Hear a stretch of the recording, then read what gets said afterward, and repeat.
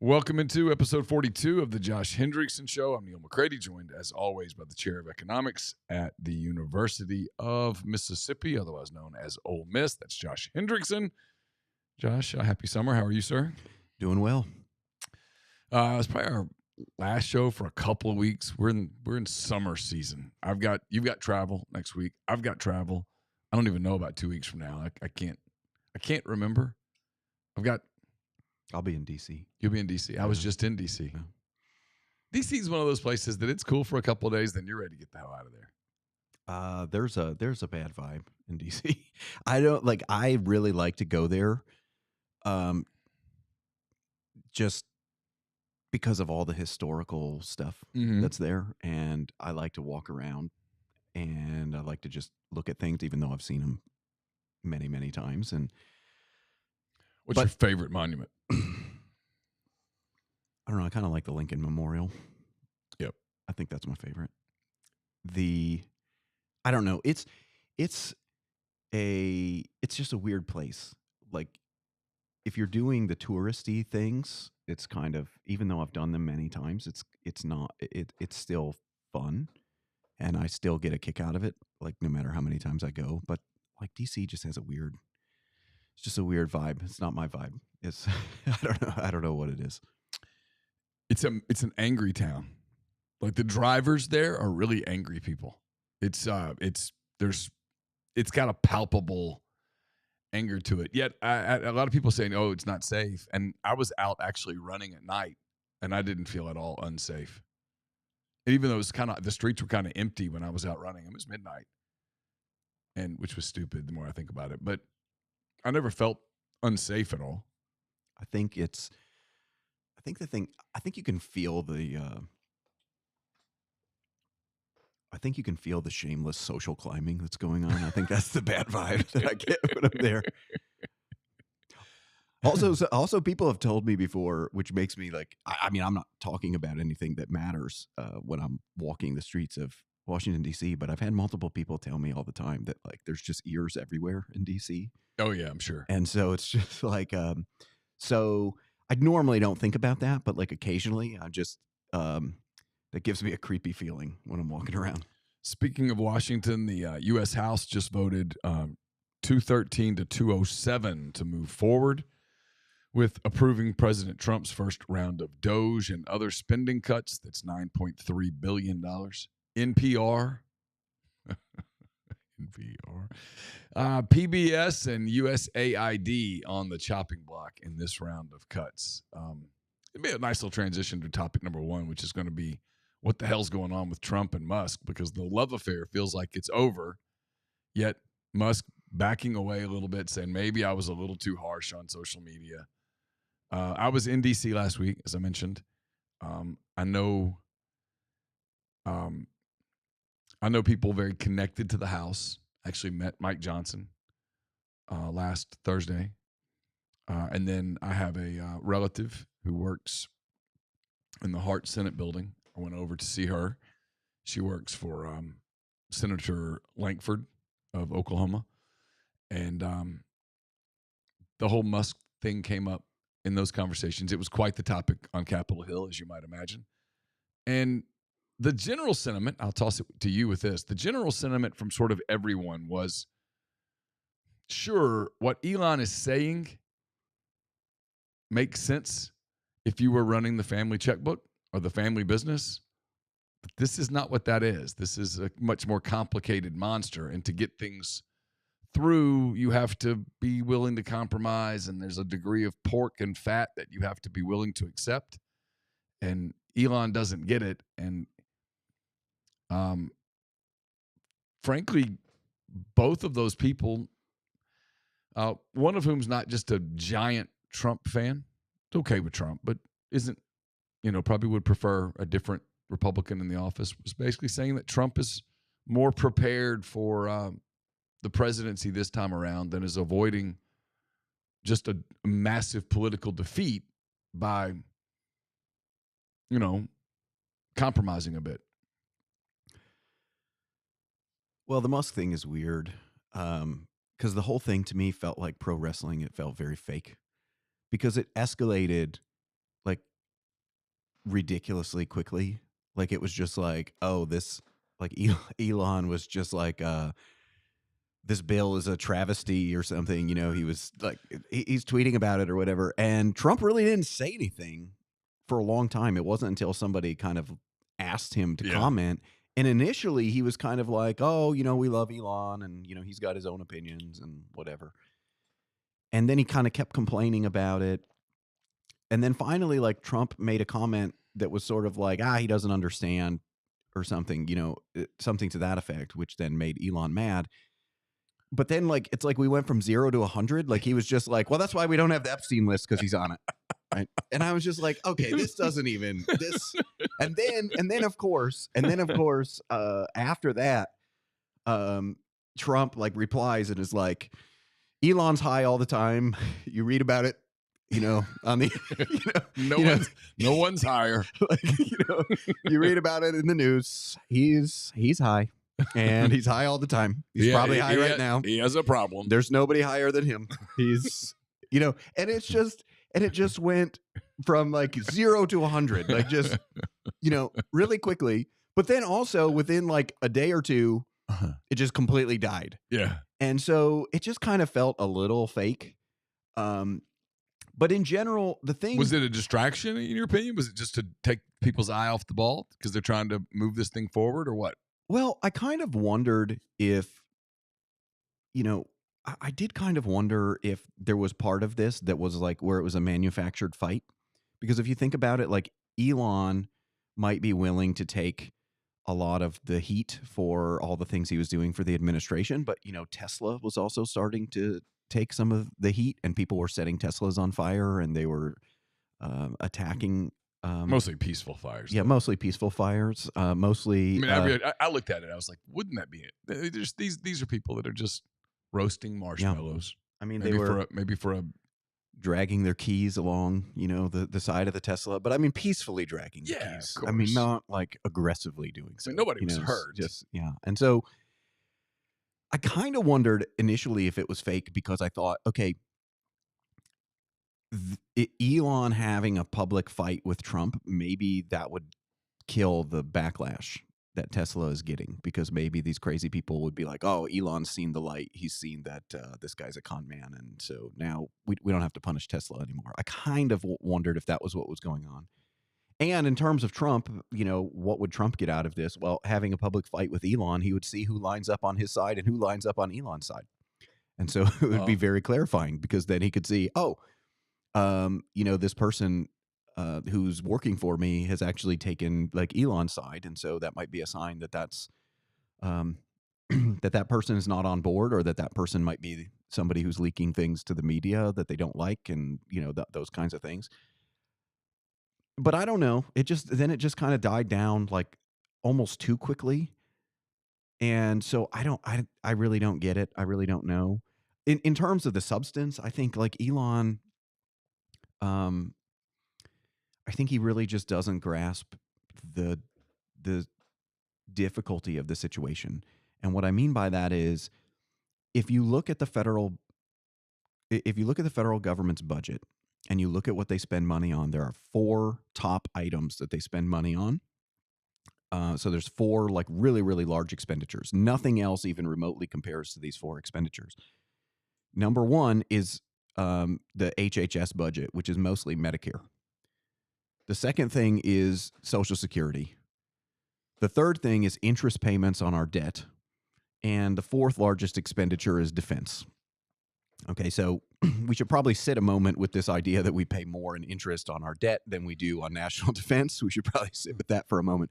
But I think that kind of illustrates the problem, right? So of those 4 large expenditures, what are we going to cut? So if you're serious about reducing the debt, what are you going to cut? Are you going to cut Medicare? Are you going to cut Social Security? Are you going to cut defense? Probably not. No. And you can't cut interest payments. I mean, you can. You could just tell people, hey, we're not going to pay interest on this debt, which, that leads to a whole bunch of other problems. Right. But, that's kind of beyond your control. The interest rate on that debt is determined by what the market's willing to pay or willing to receive. I mean, so it's not really clear. And if they don't cut any of those 4 things, cutting all of this other stuff might be useful and it might serve a purpose, but it's not going to solve the debt problem. Right? The only way that you're going to solve the debt problem through spending cuts is you're going to have very serious conversations about entitlement reform. Mm-hmm.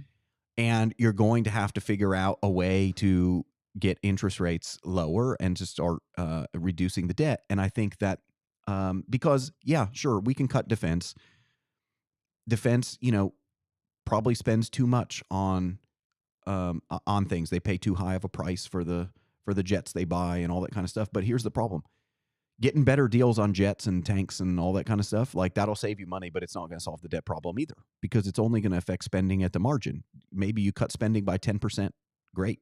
Okay. But that's not really going to make a dent in our debt problem. And so I think like focusing on this bill and saying like, oh, I thought they were serious about, really getting in there and cutting things. Yeah, you're not going to do that in a bill like this. You are never going to do that in a bill like this. You're not going to. That's a much bigger conversation than what anybody's willing to have in Washington at the moment. And so you shouldn't expect that. Now, that doesn't mean that there aren't cuts that you can make that doesn't mean that there aren't cuts that you can make that you just should make on principle.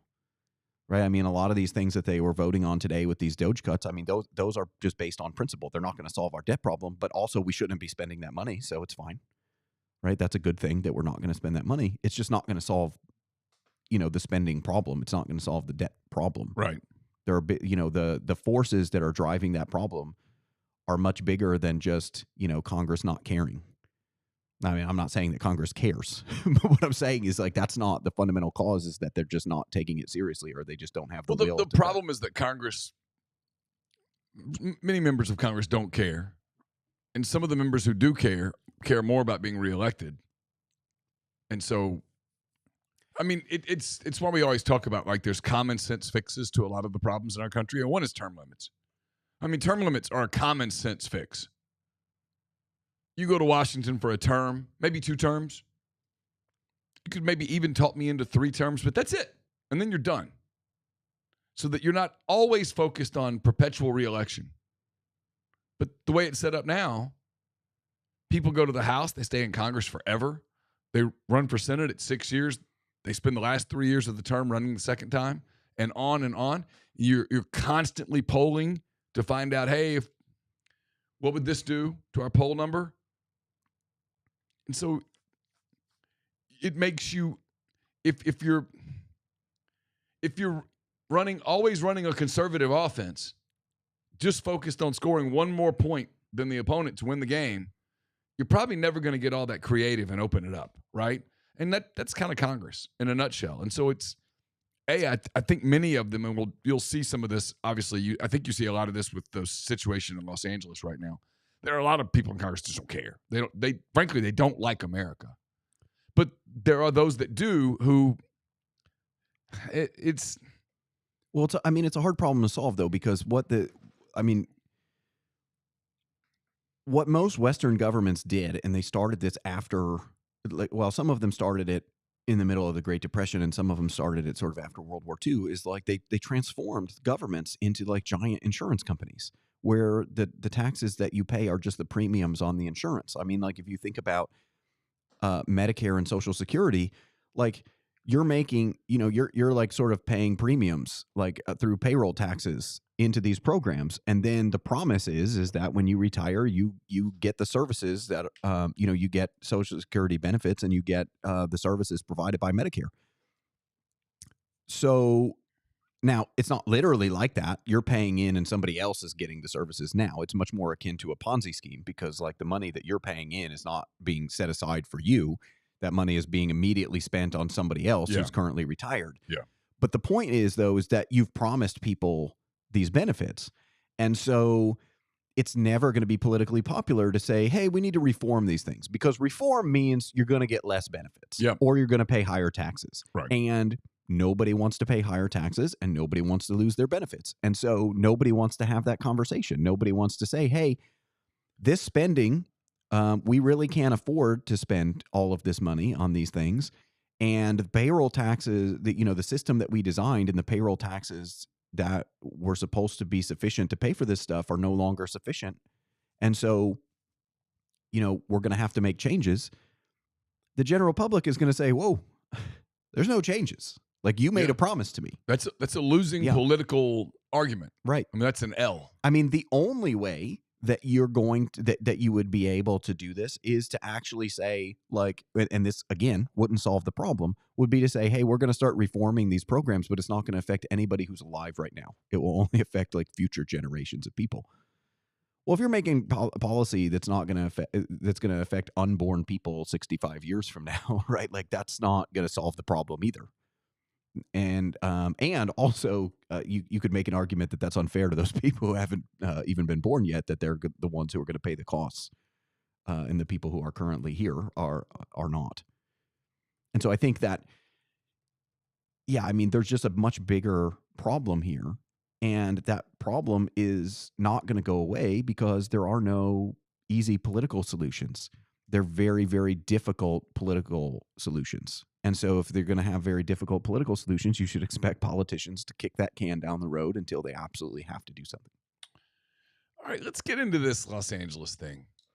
And I'm going to be upfront here. I have, since about Saturday, well, maybe even before that, I guess I flew Thursday. I got back, I flew Friday. I got back Friday afternoon, left on Saturday, drove to Oklahoma City on Sunday, went to the game 2 of the NBA Finals on Sunday night, got in the car after that game, drove 3.5 hours for Carson's freshman orientation Monday morning, did orientation all day Monday, got up Tuesday, drove home, went straight to basketball, had a situation that I told you about, and I just haven't watched the news. I don't know what's going on. And you've sent me some things, and I have followed along. You have sort of been my informant. So I'm going to set you up a little, although my computer right now hates me. So, I'm getting there. Here we go. You've sent me a lot the last couple of days that I want to get to, but I've got to move this scroll slowly. All right, so the first thing you sent me that I started paying attention to was outside of the federal building in Los Angeles, there were people protesting deportations. I'm getting there. Democratic protesters have now gathered, this is from X, around the federal detention center in Los Angeles, California. There are pictures of, remind me of 2020, where they're using the word protest, and yet I see fire. Mostly peaceful fires. Mostly peaceful, but kind of fiery and occasionally murdery. Protest. It reminds me of 2020 when the media kept trying to tell us there's nothing to see here, everything's fine, and then you look up and there's explosions and riots, and people push back against the word riot. But you sent me a text. I'm going to tease it, and then I'll let you dive into it. You said it's hard not to believe that the American experiment is over. Successful immigration requires legal entry and assimilation. There are entire groups of immigrants who are not only not assimilating, they're bringing their foreign conflicts with them. They're using the political system in the United States to advance their causes back home. People are showing up at detention facilities for illegal immigrants and waving foreign flags. Our ancestors would have recognized this for what it is. It's an invasion. It's a subversion of the American system to global causes. Either this continues or America continues. It can't be both. Yeah, I think this is the thing that people don't kind of grasp about this situation is, and part of this is because of the sort of stories that we tell ourselves about the United States. There's nothing special about like U.S. soil. There's nothing special about when you set foot on U.S. soil. And the United States historically has done a good job of integrating immigrants into our society.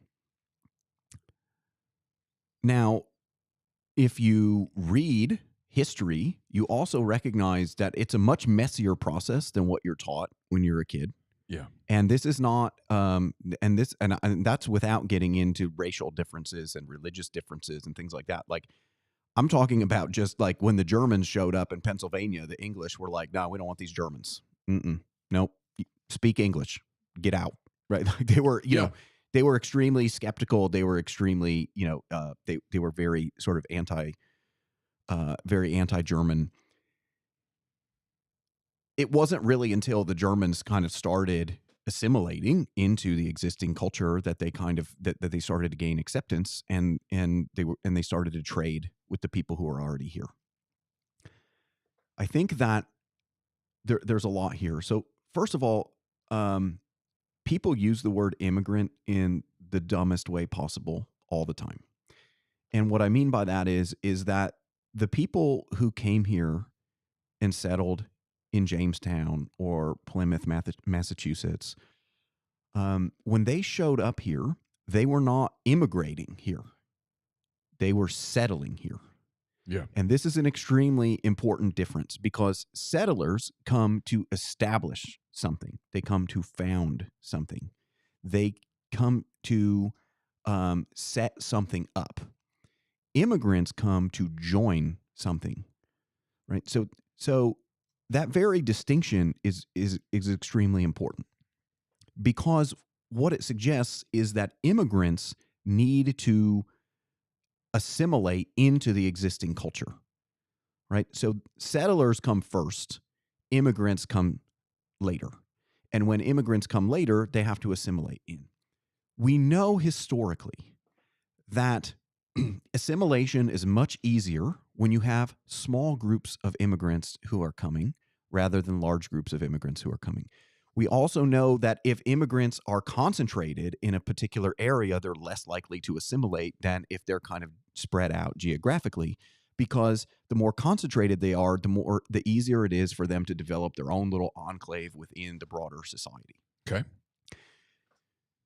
And throughout U.S. history, we have done a good job integrating immigrants into our system. Ironically, partially because of skepticism about the people who are already here.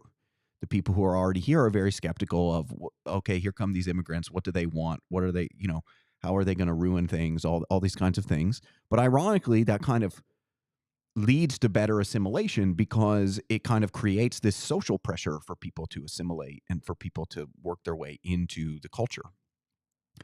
And we tell ourselves stories about, well, immigration is great because we get all these benefits from immigration. We bring in people who want to be here and who want to who want to be part of this productive, successful society that we've created, and they just want an opportunity, right? They come here for the American dream, and when they come here for the American dream, like, how can any of us deny that? And after all, aren't we all immigrants, right? We all came from somewhere, right? That's kind of the attitude. But the issue is that that's fine when people are assimilating into the existing culture. When people show up and they maintain their own culture and this is not to say that you can't maintain aspects of your own culture or that even that your culture can't kind of help to change the existing culture and kind of be integrated into it. I mean, again, that's part of the US experience is that, you drive down any street in America and you can find lots of different kinds of food, for example, Yes. right? And that's from all over the Sure. world. And, and and that's kind of cool, right? Exactly. You're in a city and you go find Puerto Rican food or Peruvian food or whatever. Those are people that have brought a taste of their culture to our country. Right. And so the thing is like, that's not what I mean by not assimilating, right? Like you can be, that's one of the benefits of having immigrants come is they sort of expand variety and they bring something new. But kind of the expectation is that they're going to assimilate in. And what we have seen in the last few decades is that a lot of immigrants who are coming in are not assimilating. Now, this is happening for a variety of reasons. Now, some of this is caused by the government itself, because the government accepts a bunch of, say, like refugees from some country, and then they put them all in like one city, right? They just take them all and they say, "Oh, we're going to relocate you guys here." And so the thing is when you do that, that actually limits their assimilation, because they don't have to assimilate, because now they just have like a little enclave of their own society within the broader city that they live in, and they don't necessarily have to assimilate. They don't have to do those things. The other thing is there's just like distinct cultural differences, and this is where people get this is where people get upset, because after all, the First Amendment, guarantees your right to, the freedom of worship. But I mean, if you think about it, for most of our history, the vast majority of the people who were coming to the United States were Christians, right? So now they were all denominations, Right. okay? And some denominations were liked better than others, but Sure. they were predominantly Christians. And the culture of the United States is a very Christian culture. And so when non-Christians come here, like part of the expectation is that, yeah, you can practice whatever religion that you want, but the culture here is kind of Christian. Like, we're still going to shut down on Christmas, right? We're still going to do, we're You're still expected to be tolerant of Christianity. Right. And so like that's woven into the culture. And I think that, and in fact, I mean, if you actually read, for example, you will recognize that lots of things that we contribute to, like our openness in society, and a lot of things that we contribute to the Enlightenment, actually don't come from the Enlightenment. They come from the Bible, is where they come from, right? Like, these are religious values that came from Christianity. I think that, and so that's another important aspect. The other thing that we're seeing is that this is the most disturbing trend, is what you're seeing is that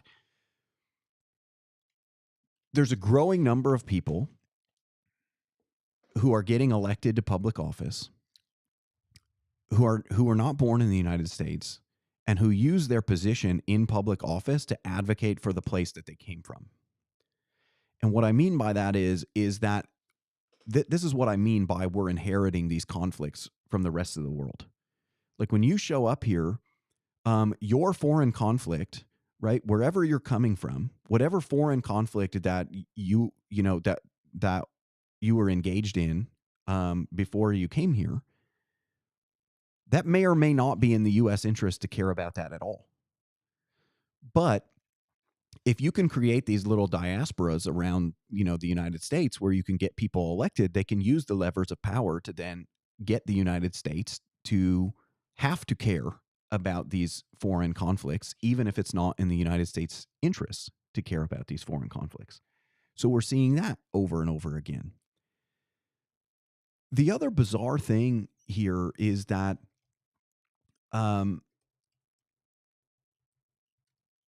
we accept this in every country in the world, except like the United States and parts of Western Europe, which is that you don't just let random people come into your country without knowing who these people are, where they came from, like that sort of thing. Like, no one does that. Like, no one would ever in human history would have ever just been like, yeah, we don't need to worry about our border. We'll just let anybody in. And countries around the world have very strict borders. No one in the United States ever is talking about, these places, they shouldn't have borders. They shouldn't, they should let everybody in. No, but that's how they talk about the United States. Oh, like, why should we limit this? Why should we limit, you were born in a poor country. That's not fair. Like, why is that person, that person was born in a poor country. You were born in the United States. That's unfair. Sure, it is unfair. Okay. But that doesn't mean that person's entitled to come to the United States. And it does. And even if we want to let that person come to the United States, shouldn't they come through some sort of process? Like, shouldn't we know why this person is coming? Shouldn't they have to go through some sort of process to be welcomed into the United States? The answer is obvious. The answer is yes. Yeah. But we're told that this is cruel, or that this is somehow mean. And the problem that we have here is that one of the things that you've seen in these protests And it's not just, and this is the thing. It's easy to just say, oh, this is just a protester.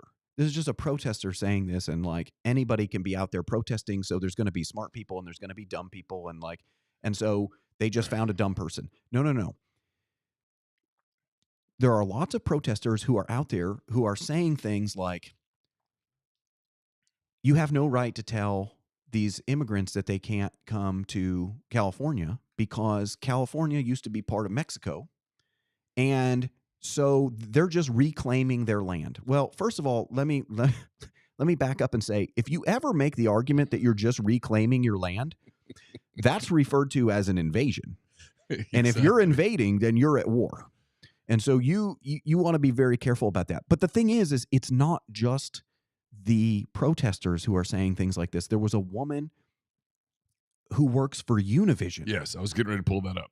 Yeah, who went on television and said the Southwest is Mexico. That's what she said. She says California was part of Mexico. All of the Southwest is Mexico, which technically is not true. No. California was actually never formally part of Mexico. But that's not really the point.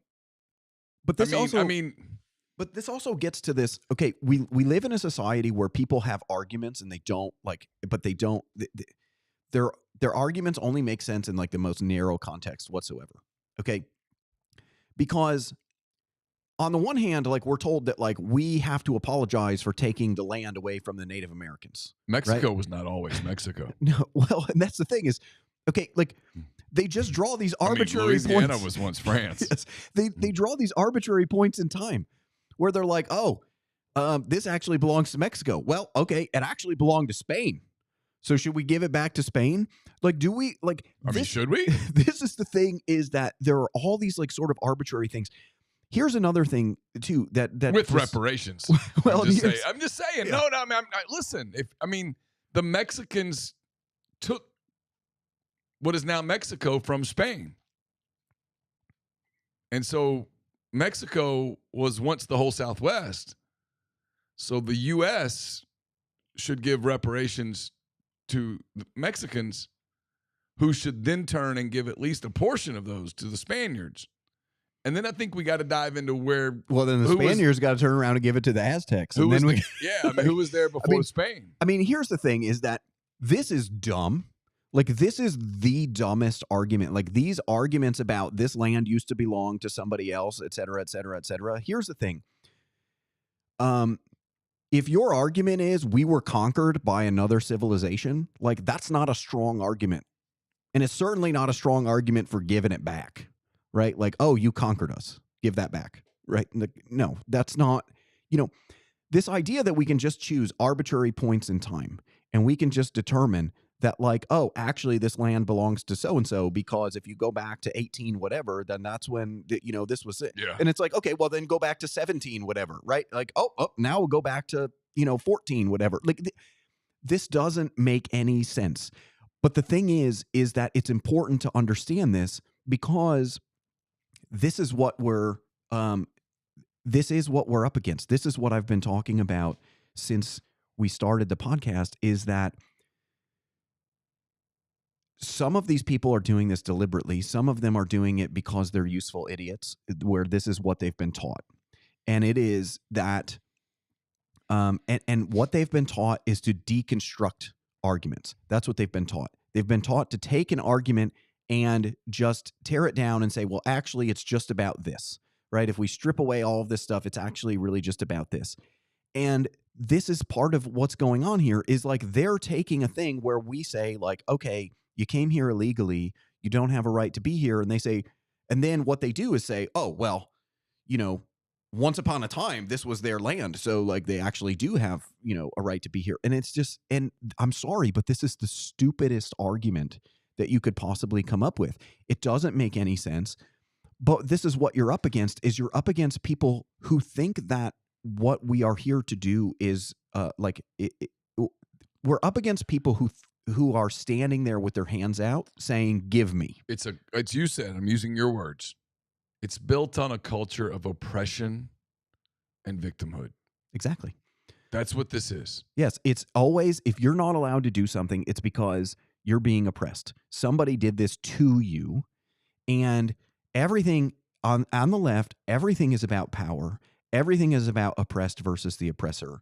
Everything is about who is in power versus who are the victims of that power. That's how they see the world. And make no mistake, their objective is not to make things fairer.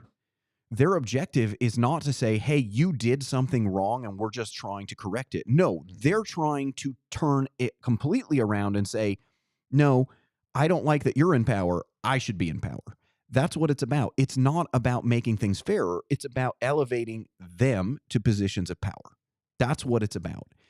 And the idea here and this is the thing, is that the left actually seemed to get that this was bad optics, but it's actually way more than bad optics, because what was going on in the early days of the protests is you had all of these protesters out there setting cars on fire, just, blocking traffic, doing all of these things, and all the while like waving Mexican flags. And so the left was like, oh, this is really bad optics. And it is bad optics, because why are you waving the flag of the place that you don't want to get sent back to? Right? Like, I love this place so much, don't send me back. Yeah, it makes no sense. Yeah. And so, but that's the important thing, because that's not what they're doing. What they're doing is saying, this is our land and we want it back. That's what they're saying. And so, well, it's your words here. You said, but let's draw a broader lesson here. When people tell you who they are, listen to them. This is true, by the way, on so many things in life. If someone tells you who they are, listen. Yes. They're not hiding it. If they're telling you that this land is rightfully theirs, then this should be considered an invasion and treated as such. Yes. This isn't, hey, I want to honor my ancestry by opening up a Mexican restaurant that's authentic Mexican food here on the corner of 4th and Maple. That's not what this is. No, and the point, this is these people should not be deported because they're here illegally, according to the government. We're saying no, they belong here. You should let them out, and you should surrender this land back to us. And that's the thing, is these are the arguments that they're making. These are their own words. This is not me like hypothesizing. This is not me coming up with some crazy theory about why I think like people are doing what they're doing. This is explicitly what they're saying. They're saying, like, this land doesn't belong to you. Like, you took this land from us. This is an old Marxist trope. Like, this is an old, this is this old idea that's not going away until it's defeated. And it has to be defeated. And you have these people who are telling you explicitly what this is about. They're not, these are not people protesting due process. This is not people protesting due process. This is not people saying, hey, we just want, before you send these people out, we just want them to go in front of a judge. That's not what they're doing. They're out there telling you that this is about the fact that, like, this land doesn't even belong to the U.S., right? That this land doesn't even belong to the people who live there. That they're telling you that. And the other thing that you have to recognize here is that these protests, these are not spontaneous protests. That's what I was getting at. These are planned. These are not spontaneous protests. These are not just people who these are not just people who are out there protesting just because, they just feel so passionate about the issue. No, it's not. These people are trained, and we know that they're trained. If you know anyone in law enforcement, if you know anybody in the military, one of the things that they remark on in these protests is how well trained that the people are. Like, because like an actual emotional protest is actually really easy to put down, because the people have no idea like how not to lose your ground and how to and how to sort of circumvent law enforcement as they try to sort of rein people in and kind of like close in on them and kind of limit where the protest can go and these sorts of things. Is that these people actually seem like they have professional training.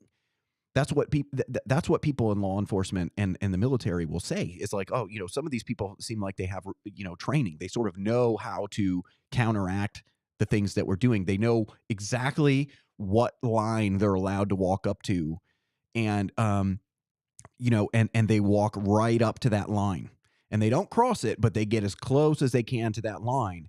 And there's a reason for that. It's because this is an old trick. It's an old trick that has been around, that was used by communists worldwide. It's an old trick, which is, if you want to overthrow an existing government, what you do is you try to provoke that government into doing something horrible.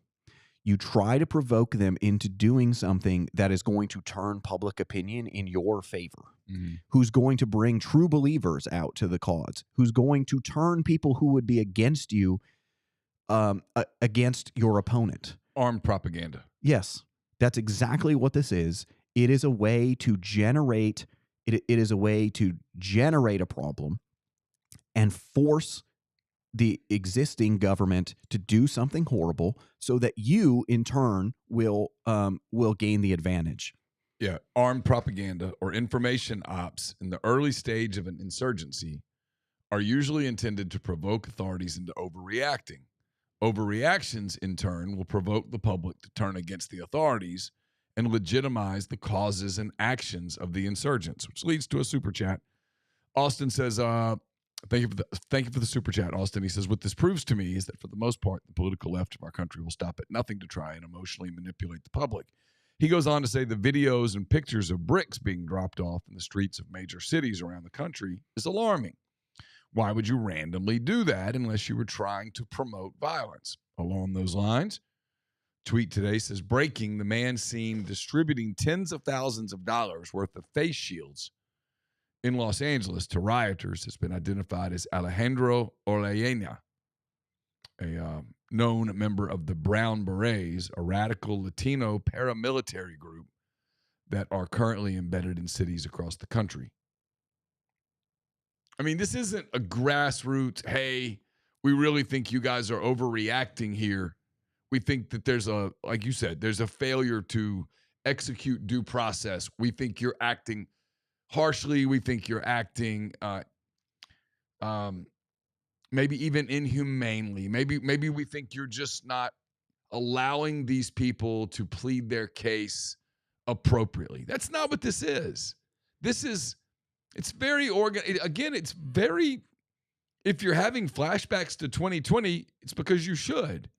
It's also not people standing outside with signs saying like due process. It's also not people standing outside with signs saying like reform our immigration system. It's not that. Like people it's not the strike outside of at a labor dispute where they're walking around saying higher wages, less hours, higher wages, more representation, where they're arguing for something specific and they're protesting they're at a picket line and they're just wanting to be heard. That happens all the time, and frankly, that's there's your First Amendment, right? The ability to protest and let the company know that the employees feel that this labor agreement that has been forced upon them is unfair. But they're so angry about immigration that they have to loot the Apple store and the Adidas store and all these kinds of things. Like this is, I mean, and I get pissed off. I mean, I do. I mean, no, stop. The last time I got pissed off about what I deemed to be unfair treatment of me, I went to the Apple store and just started breaking stuff. And I stole laptops and iPads and iPhones and some of those AirPods that are fantastic, by the way, the noise cancellation. You can't hear shit. And I mess with SOP. I mean, I think that's a normal reaction. It is. No, this is an organized effort. It's well funded. And you see this. There are these groups around the country who are all just engaged in this, in this process. That's what these things are designed to do. These things are designed to turn public opinion. And we don't have to imagine this. Like, we know this because we have people who have worked in our own intelligence services who have done this in other countries, right? Who have gone into other countries and like actually participated in the insurgency, right? When there have been leaders that we wanted to depose in other countries, like they've gone in and they've done this stuff. They know how to do it. They know that like there is a playbook for these kinds of things. And the idea that this is all spontaneous or this is all just a protest, no, it's not. It's not spontaneous. It's not a protest. It's organized violence. It's organized violence in the streets, and it's designed to provoke a response. and is designed to provoke a response that's going to be an overreaction so that people will turn against the existing government or the existing leadership in that government. That's what it is. And I said that, and look, I said this. If you go back and you listen to one of the first podcasts that we did after the election, everybody was saying, "Oh, it's remarkable that there have been no protests." And I said, "No, there's not going to be a protest right now. There's not going to be a protest right now because the mood in the country is not going to be behind a protest. Like, Trump won by too large of a margin. There just aren't enough people out there who are going to support a protest." And I said, what they're going to do is they're going to wait. They're going to wait for something that they think they can get public opinion on their side on the issue, and that's when they're going to pounce, and that's when the protests will come back. And they found it, is that you've had these immigration stories dominating the news coverage over and over and over. And the media chooses the most sort of sympathetic stories of people, and they promote those sympathetic stories of people. And so they saw an opportunity. They saw an opportunity where public opinion started to shift, and when public opinion started to shift, then they saw their opportunity, and that's why you're getting these now. I'll tell you who else sees this as an opportunity. Want to guess? Because, listen, it's never too early. Never too early to think about 2028. I mean, Trump's been in office now for, June, carry the 1, 5 months. I mean, he's only got a little more than 3.5 years left in office. I mean, he does. Kamala ran a really bad campaign. She didn't appear on the Rogan show. She just didn't have time. It happens. Didn't have time to make the case. It happens. Kamala D. Harris. Yes, true. Yeah, she's added the D. The D is for dumbass. So Tim Walz has some issues. I just don't feel traction there. No. Buttigieg just had some moments, but he's got some core things working against him. There's a lot there. There's a lot there. I'm just being real. Gavin Newsom, governor of California, good-looking guy, pretty slick talking, held his own in the DeSantis debate. I mean, I think he kind of lost, but he held his own. Won't have to run against Trump. Won't be Trump, so Trump won't be there Trump will presumably be there to call him names, but Trump won't be on the ballot. Ron DeSantis, he says it is a proudly important moment. He said this as protesters massed in the streets and U.S. Marines made their way to the state on the president's orders. He says, our founding fathers didn't live and die for this. You know what, Gavin? You and me on the same page on that quote. I agree. When I was in D.C. last week, and I went up to the Jefferson Memorial, and I was reading some of Jefferson's words, brilliant words. I thought, nope, he didn't live and die for this. Me and Gavin, we found common ground. Gavin's hoping this turns into some deal where where in his opinion, Trump oversteps, and he gets to ride in as the kind of the white knight standing up for the oppressed. That's the goal here. He's positioning himself for a play. Well, I mean, this is the thing that's important to kind of keep in mind, is that a lot of these people themselves who are in office have had this kind of training, right? Like the mayor of Los Angeles, got her start. Like she trained with Cuban revolutionaries and things like that. Like, this is how, she got her start. Who doesn't? They know, this is what they know. Newsom was actually his remarks, if you understand the playbook, his remarks were obvious. His remarks were things like, come arrest me. Arrest me if you have to. He said, let's go. You need a scalp. You need to show you're a tough guy, referring to Trump. You need to show your base you're going to own the libs. Why don't you just get it over with? Arrest me. But stop attacking these vulnerable people. Yeah. And see, that's the thing, is there's a reason why he's doing that. He's putting that out there because he would want nothing more than for Donald Trump to have him arrested. Oh, the photo op. Because this would because this is the type of overreach. This is the type of overreach that could turn public opinion. And not only could it turn public opinion, it could turn public opinion towards this guy, right? And the thing is like, and he wears a nice blue suit. He unbuttons the top buttons. He's fit. He never wears a tie. Typically goes with the 2 buttons unbuttoned. He's got a tan. There's a lot of optics there. Look, Gavin Newsom is perhaps like, if we're judging Gavin Newsom on like his performance as mayor of San Francisco or in his performance as governor of California, if we are judging that performance based on the outcomes, you would conclude that this guy is a colossal failure. Oh, yeah. Like that he has no idea what he's doing, that he's in way over his head, that nothing that he does works. But that's because we would be judging this on the grounds of like what works and what doesn't. And like, but that's not how he's judged. This guy is dangerous. I've been saying this for a long time, because I think that the right does not take him seriously enough. Yeah. They look at him and they go, California's a disaster. San Francisco's a disaster. Yeah. Nobody's going to elect this guy. They also look at it as like, his policies during COVID were draconian, like all these kinds of things. They point to all of these failures, and all of those failures are true. Mm-hmm. They are all true. Here's the problem. He is the most shameless human being that you could ever meet. He will literally say or do anything for power. Yes. He will say anything. He will do anything to rise to power. He will tell you, he will look at you and, and lie right to your face with a smile on your face, knowing that you know that he's lying. Yeah. But that's the thing is like, he has a political gift. I don't completely understand this gift. It doesn't appeal to me. Okay.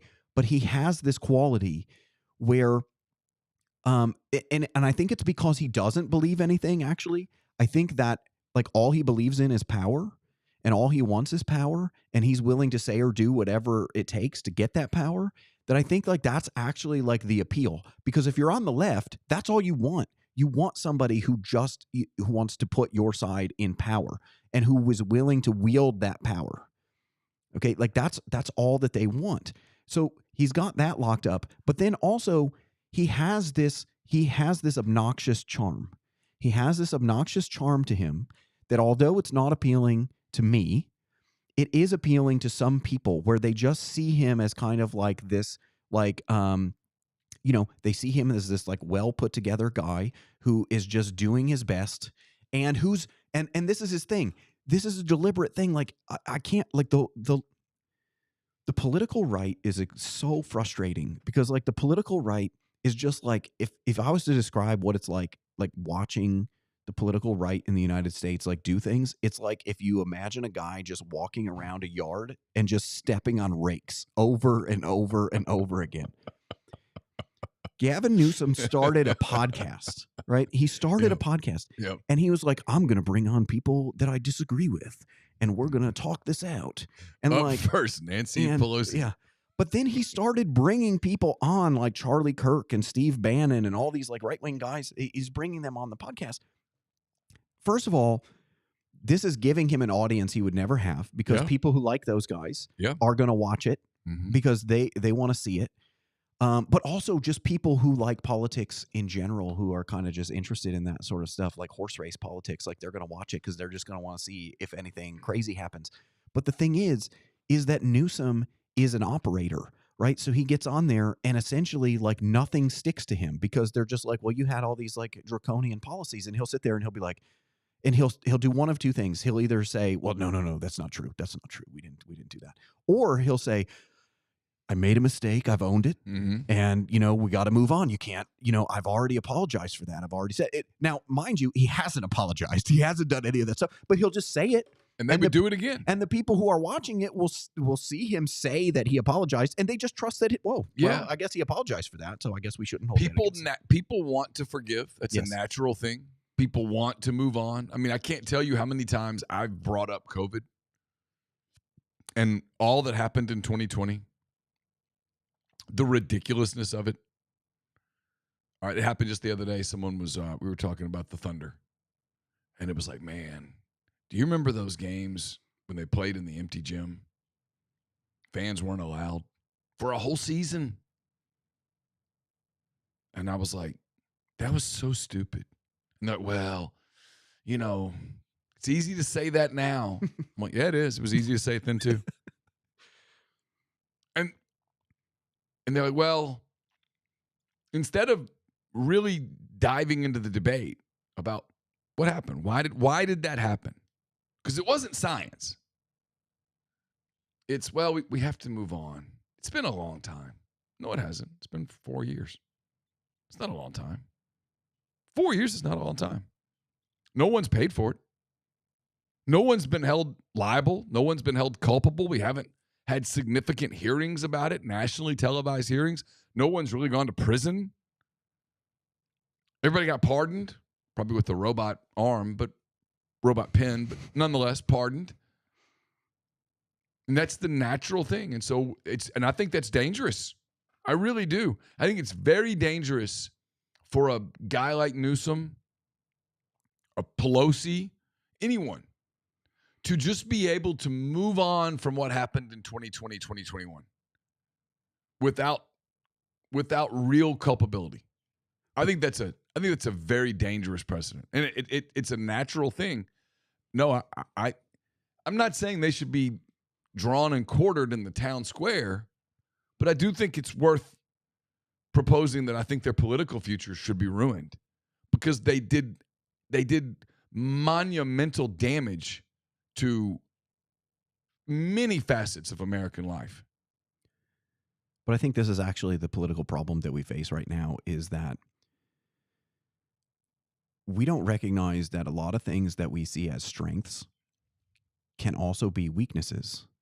And that if people are motivated by different things, they can exploit those weaknesses for our advantage. Like if you think about immigration, like immigration is something that I think, like generally speaking, like Americans are pro-immigrant. Like generally speaking, right? Like we have positive Sure. we have positive views about immigration and about immigrants, right? We love immigrant success stories. Yes, we love them. Well, we've been taught rightly Right. that we are a nation of immigrants. Yes, and we've just, as you said earlier in the show, we've gotten away from what the true definition of immigrant is. Well, and I think the thing is that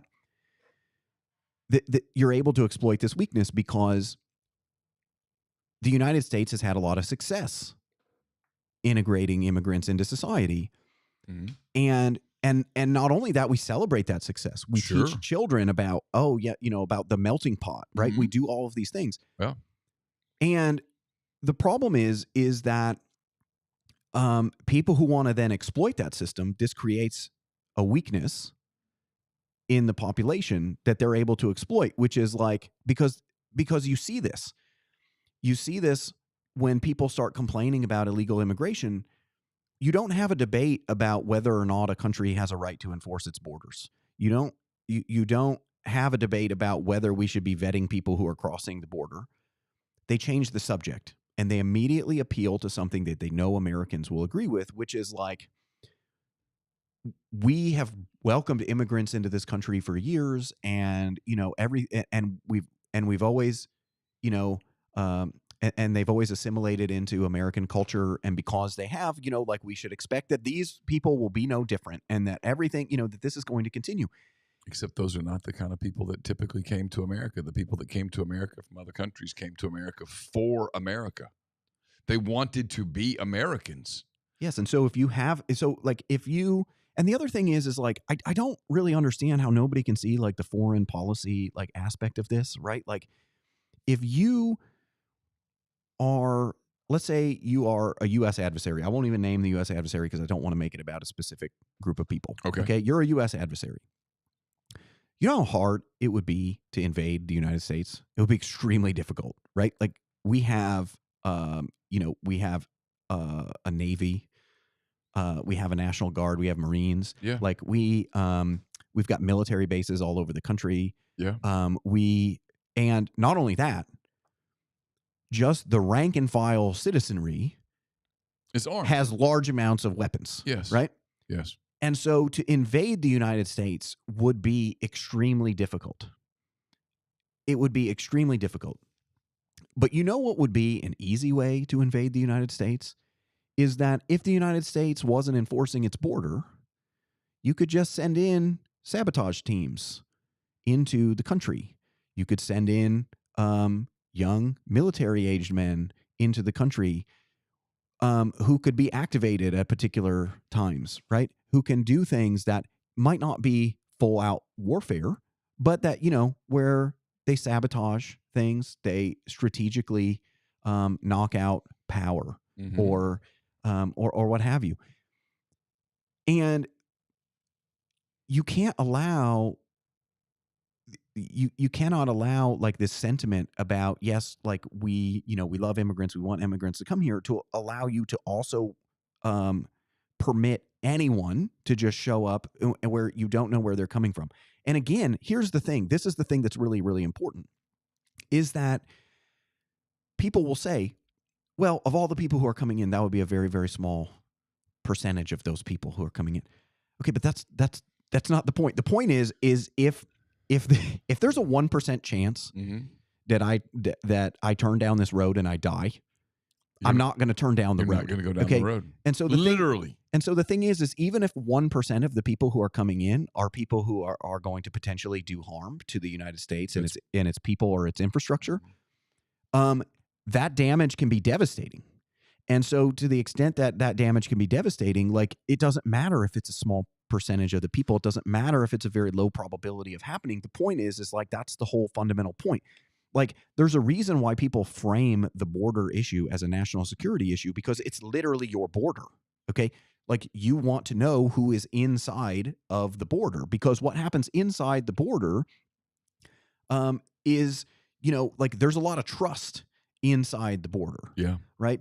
And so you assume that anybody who's inside the border is trustworthy on some level, right? Yeah. Like, you don't like it. Now, you might be afraid that somebody's a criminal or something like that. That's not what I'm saying.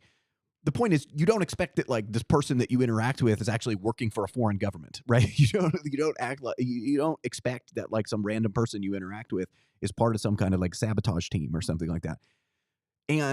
But the thing is like, if you're not enforcing the border, you actually don't know that. And the reason that none of this stuff makes sense, is because we're thinking about it completely wrong. Like, we are assuming that everybody shares similar objectives for what they want out of the United States.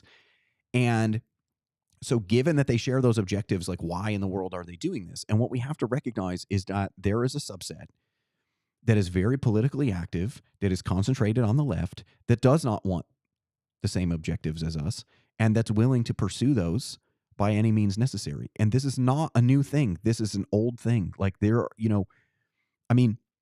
if people want to learn more about like this immigration story, about this immigration issue, there's a great book that foresaw a lot of these problems.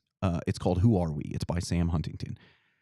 And Huntington, in his book, really talks about, it follows from another Huntington book. So the Huntington's first the book that came before this was this book called Clash of Civilizations. And one of the things that he pointed out is that like, we were headed for a much different world than what we were used to, because we were all coming out of the Cold War. In the Cold War, your foreign alliances and everything about, your country's interests and the immigrants that you let in and the alliances that you form and the wars that you fight were really motivated around that Cold War mentality. It was like, so it was all around economic issues. It was all around, capitalism versus communism.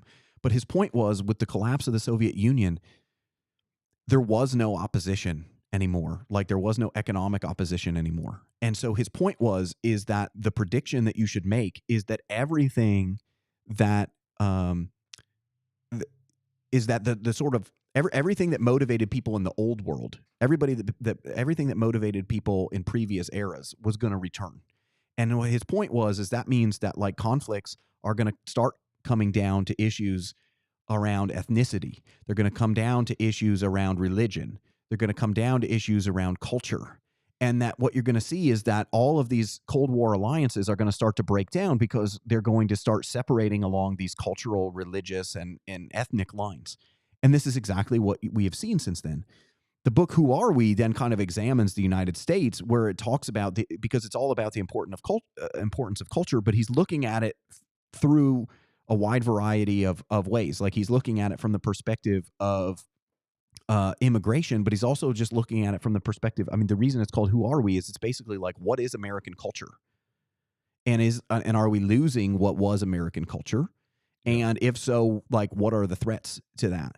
And that's one of the things that he pointed out and this book is probably 20 years old at this point, but like one of the things that he pointed out was that what we were seeing increasingly already, even in like the early 2000s, what we were seeing already is we were seeing people bringing foreign conflicts back into like they're bringing their foreign conflicts with them. Like they're trying to get the United States involved in the conflict that they just left, right? That there were people who are getting elected who, whose primary concern is sort of like where they came from and not really the United States in general. And that, and his point is that, this can cause fracturing within the U.S. political system, but it can also cause fracturing within the culture because what happens is like you have these people who are advocating for things that are not necessarily in the interests of the United States, but they're in the interest of them and the people in their community because they all come from similar backgrounds, but those similar backgrounds are concentrated in a certain area where there's a conflict. And you see this all the time. This isn't like you see this all the time because you see this with protests against Israel. Like you see protests against Israel. Like, why are people protesting Israel in the United States? This is the United States. Right now, I get that like we're an Israeli ally. I get that like we provide them with things. Okay, but the point is like they're trying to use the political system in the United States to shape Israel's behavior. If you listen to their demands, they tell you what they want. They say, we want this university, or we want this this agency in the government to like separate itself from any sort of like Israeli investments or any kind of like or anything that's related. Anyhow, they're bringing that conflict into the United States. This is not the United States' conflict. This is not for the United States. Yes, the United States could put pressure on Israel, but that's the point. The point is they're trying to use the U.S. political system to determine Israeli foreign policy. Right? You see this, but you also see this with the sort of immigration issue. You see it with the immigration issue is like this is causing a separation because a lot of these protests are not about like, hey, these people just want the American dream. Like the protests are not, hey, we just want the American dream. This is a nation of immigrants. Like you should just welcome these people. That's not what it's about. It's all of a sudden about this land actually belongs to them. Actually, you took this land from these people, and how dare you tell them now that they have to leave? You have, you have the Mexican president came out and she was complaining because one of the things that Trump has proposed is putting a tax on remittances. And there's a reason why he wants to put a tax on remittances. And people, again, because we're so trained to think this way, right? People say, well, why would you want to put a tax on remittances? You have people who come here to the United States for the economic opportunity, but they can only come by themselves. They can't bring their whole family. And so this, remittances allow them to send money back to their family back home and support their family. And, like they're just doing what's best for their family. But the point is like on an individual level, that's fine. But if you have millions of people who come to this country just to send remittances back to their family, they're not attached to the United States. They're not trying. They're not interested in the American dream. They're not trying to become American. They're just here to get some money to send back home. Right. They are treating the United States like a money pump where they just show up every day and they crank the pump. And when the money comes out, they send it somewhere else to go back home. And look, on an individual level, I don't blame those people at all. I don't blame them. Like if I was in their position, I might do the same thing. But that's not the point. The point isn't like, the point is that if you have a large enough number of people like that, then you have tons and tons of people who are here, who have no allegiance to the place where they live, who have, and so when you have things like that becomes a threat. that becomes a threat to the country that you're in. If you have people here who are just using this as a place to generate resources, they're not here to be Americans. They're not here to integrate into society. They're not here to assimilate into the culture and live the American dream. They're here to get as much as they can to send back to somebody else. All right, last two things. Gonna go positive here. You sent me a thing from the Detroit News today. GM plans $4 billion push to move production from Mexico to U.S. GM is General Motors, for anyone who doesn't know. Something that we were kind of told this was impossible. This was the kind of thing. This isn't going to happen. This is Trump overpromising, and yet here we are. Yeah, I mean, if you read the Detroit News reporting, it's very, very clear that General Motors made a strategic decision that kind of like, hey, we don't, we don't know what the tariff environment is going to look like in the future. And so having these cars built in Mexico and imported back into the United States creates some uncertainty for us. And so we're going to spend a bunch of money to move that production into the United States, because a lot of the vehicles, like these are SUVs and pickup trucks, and who buys more SUVs and pickup trucks than the rest of the world? The United States. And so you're going to hire Americans to do the job. Yeah, and so they're bringing this back, and this is what this is what he campaigned on. He campaigned on, hey, like, we're going to have tariffs, and we're going to impose these tariffs because we want you to bring these jobs back here. If you want to produce them abroad, that's fine, but then like there's going to be a tax on the goods that you produce abroad, and like you produce it here, you can avoid the tax. And so you see this investment. These people have been saying, oh, this wouldn't work. This won't, this is impossible. You can't do these kinds of things. Well, I mean, like, that's what they continue to say. And then the news stories come out and it continues to work. And again, he's not even 5 months in. No. And I mean, like, it's clear. I mean, he's not 5 months yet. It's like a week away. Literally, what's today? No, I mean, he's 9 days away from being 5 months into his term. Well, also, it's also, to me, it sends like a bigger signal. It sends a bigger signal that like, that whoever replaces Trump, even if it's somebody in the opposing party, that they might not, that the concern is that they might not actually get rid of these tariffs, right? Like that, like they're not going to have the political will to do it. Because now you'd be taking away jobs. Yeah, because the thing is like, if you're General Motors, you could just say, well, yeah, maybe our cars will get a little bit more expensive, but like, it's too costly to try to move that back over here, because once Trump, is out of office, the next person will probably just get rid of these things. And so we'll just suck it up for, the next 3.5 years and deal with it. Well, that's not what they're doing. They're spending billions of dollars to relocate that back to the United States. And I think that, that's sending a signal that people are taking this seriously and that people are recognizing that this is important. And the other thing too here is that I think it might also be a sign that, certain companies are going to recognize this, which is that it might technically cost less to produce something outside of the United States. But if the goodwill that you get from producing in the United States is big enough, it might be worth bearing the higher cost of producing it here, right? That there's actually, and that maybe you should produce things here. Like, you shouldn't just go to like the cheapest possible place that you can go to produce something. That maybe you should, that maybe there's value in producing here at home. There's value in having your workforce here. All right, last thing. I saw the Cubs in person back almost a week ago, 6 days ago.